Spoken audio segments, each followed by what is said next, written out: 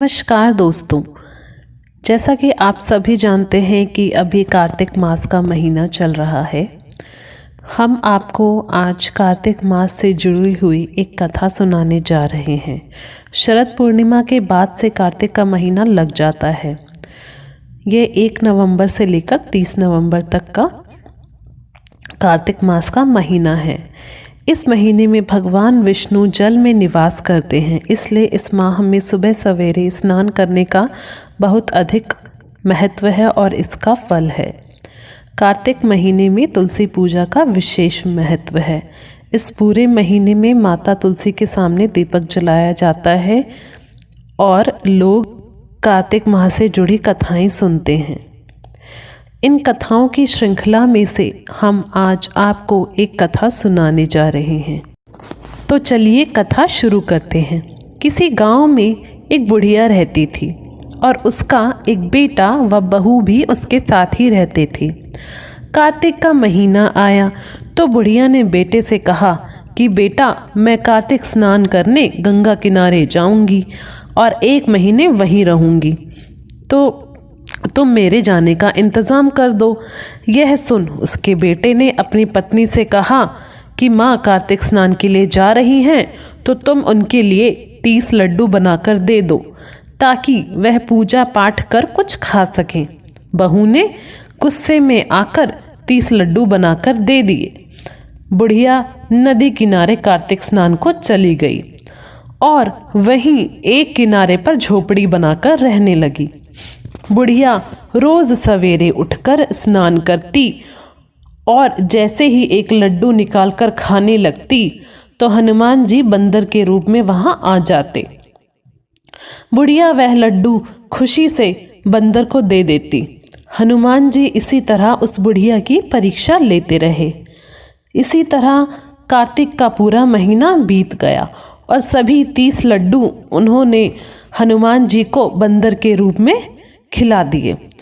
कार्तिक का महीना समाप्त होने पर बुढ़िया वापस जाने को तैयार हुई तो हनुमान जी उनके सामने प्रकट हो गए। उन्होंने बुढ़िया की उस कुटिया की जगह पर एक आलीशान महल बनवा दिया। बुढ़िया का पूरा महल धन दौलत से भर गया। उसकी काया भी निरोगी हो गई। अन्न के भंडार धन धान से महल भर गया। इतना सब होने पर वह धूमधाम से अपने बेटे के पास गई। बुढ़िया को इतना धनी देखकर, इतना खुश देखकर उसकी बहू ने मन ही मन सोचा कि अगले कार्तिक में मैं अपनी माँ को भी स्नान के लिए ज़रूर भेजूंगी। अब बहू के मन में लालच आ गया।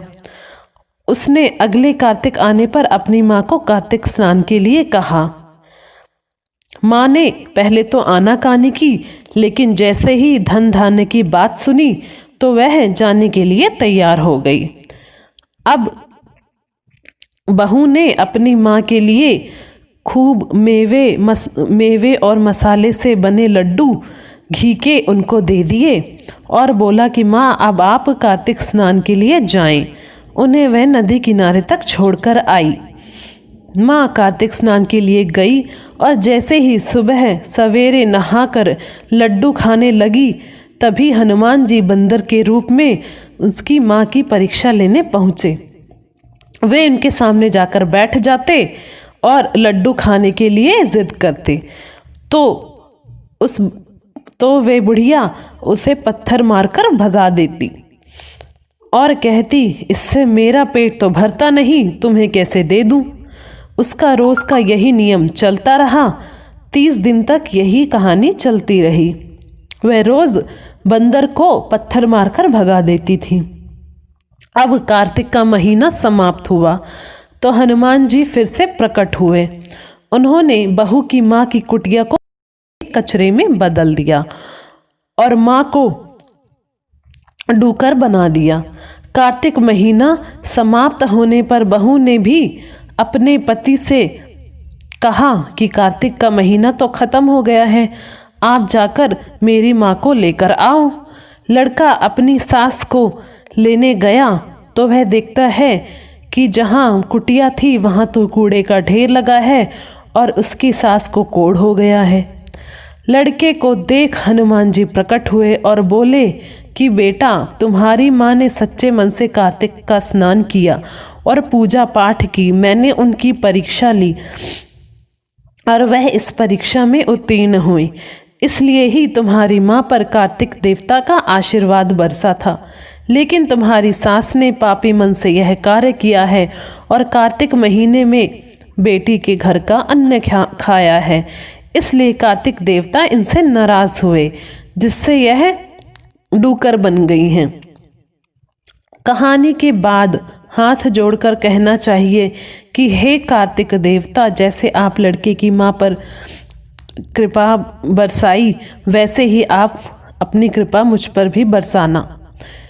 तो दोस्तों, अगर आपको यह वीडियो पसंद आया है तो इसे लाइक करें, शेयर करें और मेरे चैनल को सब्सक्राइब करें।